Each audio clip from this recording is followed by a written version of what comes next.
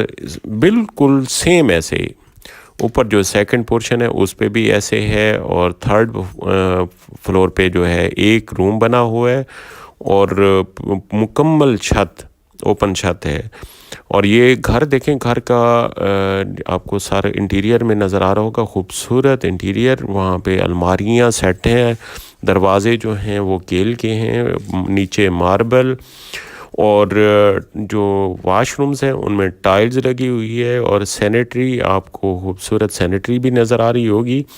ये बेड देखें, बेड के साथ आपको अलमारियाँ जो हैं ये फिटेड नज़र आएंगी। ये किचन है, और किचन भी आपको नज़र आ रहा होगा। और सामने ये आपको सेकंड फ्लोर पे दिखाता हूँ। सेकंड फ्लोर पे ये छत है, और सेम इट जैसे नीचे है वैसे 3 bed, drawing room, kitchen, bath, हर चीज़ वैसे ही सेकंड फ्लोर पे है।